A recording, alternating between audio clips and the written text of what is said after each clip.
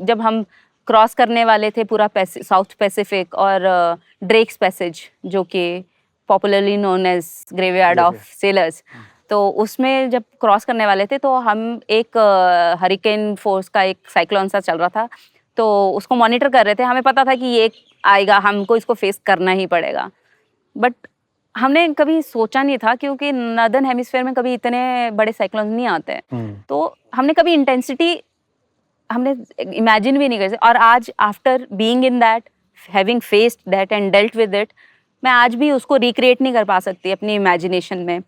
तो क्या हुआ कि अबाउट इवनिंग 4 o'clock वो हमें हिट किया वो cyclone. All of a sudden winds rose like 120 kilometre per hour, 140। Hurricane force इतना ही होता है यूजुअली। हाँ, 100 ये प्लस। इट्स अ डिफाइंड स्केल जिसमें आप किसी चीज को हरिकेन फोर्स बोलते हो, तो उस पे आया। तो on waves all of a sudden like 9 metre, 10 metre, आप इतना टॉप ऑफ उसमें।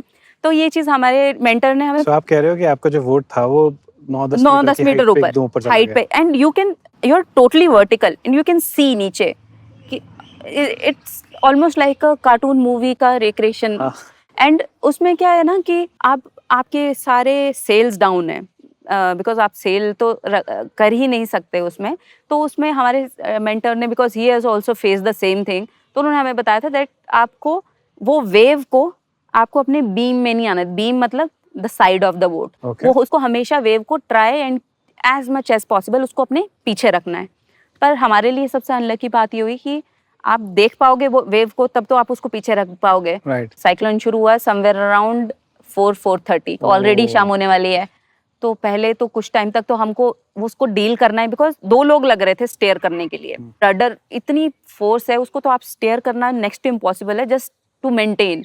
तो इनिशियली मैं कर रही थी और मेरे साथ एक मेरी कोर्समेट थी, वन ऑफ द ऑफिसर्स, तो हम 2 कर रहे थे। फिर with an hour of that we handed over to the next crew, because 1 घंटे से ज्यादा स्टेयरेज हो ही नहीं पा रहा था, ह्यूमनली पॉसिबल ही नहीं था, because it was taking all of your might to do it. After an hour we switched over, the next crew came. So the moment I was explaining, I was just standing there, and you will see there are few videos also of this particular instance कि अंदर क्या हो रहा था। भेजना अगर videos होंगे जी मैं भेज दूंगी आपको। तो ऑल ऑफ अस, जैसे मैंने उनको हैंड ओवर किया तो मैं उनको एक्सप्लेन कर रही थी कि वेव इस तरह से आ रही है, तो आप इस तरह से नेविगेट करके कुछ मतलब सम whatever I have learned in that 1 hour, तो मैं उनको थोड़ा सा टेक्टिक बता रही थी। वो एक्सप्लेन करते करते I just sat on in the cockpit कि मैं यहाँ से थोड़ी देर मॉनिटर कर लेती हूँ कि अगर इनको कोई हेल्प चाहिए होगी। ऑल ऑफ अ सडन वो स्टेयरिंग का जो स्टेयरेज था वो बिल्कुल it moved, and the boat जो थी वो वेव के बिल्कुल इस साइड में आ गई और एक बड़ी सी वेव आके अंदर क्रैश हो गई। जो भी अंदर था, जो अंदर लिविंग स्पेस में था, वो लेफ्ट साइड से बिल्कुल उड़ते हुए बिल्कुल फ्लाइंग दूसरे बल्क हेड पे, जो दीवार होती है बोट की उसको बल्क हेड बोलते हैं, उस पे जाके उनका हेड दो लोगों का बिल्कुल ऑल जो भी इस तरफ था सब ड्रॉर्स खुल गए।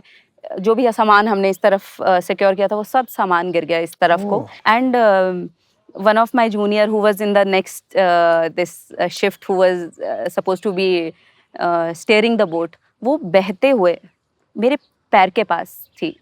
तो और मैं luckily because I was in the middle of the cockpit, most safest part, तो मुझे इतना फील नहीं हुआ।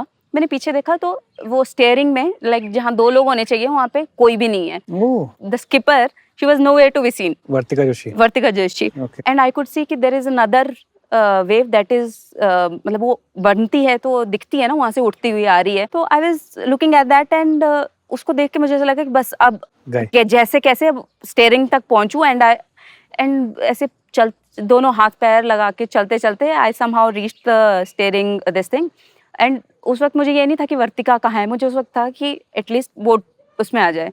तो मैंने पूरा उसको घुमाया but the boat was not responding. तो फिर मैंने ना उसको बिल्कुल ऐसे करके आर्म से लॉक कर लिया। उसके बाद आई क्लोज्ड माय आईज कि okay whatever may happen the boat will capsize, so it's all right, I should be at least hanging to the boat. क्योंकि थोड़ी बोट की एक स्टेबिलिटी होती है कि कैप्साइज भी हो जाए, उल्टी भी हो जाए, तो after a while it will retract, तो ये सीधी हो जाएगी। तो मैं I was sure that boat will capsize now. I closed my eyes and I was holding on to that. But luckily जैसे वो wave आई और हम उठे तो वो the boat turned. Okay. That was the moment I think I saw God, and that was the most high point of my life, I can say. कि मतलब उससे ज़्यादा difficult मैंने कुछ नहीं देखा. उस टाइम पे किसकी याद आ रही थी? कुछ दिमाग में चल किसी रहा की था? भी नहीं याद आ रही थी. उसको लगता था बस बोट उड़ जाए. कुछ बच जाए. हाँ? Yeah. ओके. वर्तिका जोशी कहाँ थे उस टाइम? कुछ सो बात लकीली तो क्या होता है जब आप सेलिंग करते हो और ऐसे वाटर्स में होता है ना, तो यू आर मैंडेटरी होता है कि आप कुछ स्ट्रॉन्ग पॉइंट्स होते हैं उसमें आप लैच इन करके रखते हैं. तो we use to wear a harness.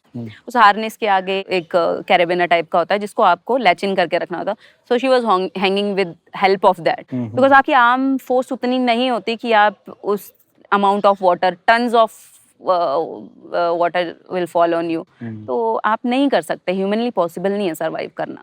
और वो बोट कितने टाइम बाद मुड़ा? जैसे ही वो वेव आने लगा तो almost within a few seconds it did happen. But वो few second it feels like ages. Like नहीं मुड़ रही है यार, नहीं मुड़ रही है, नहीं मुड़ रही है, and you are hoping like hell कि ये कुछ तो हो जाएगी. एक सेकंड उस टाइम पे मतलब एक Yeah. घंटे के बराबर लगा होगा ना? Yeah, it is.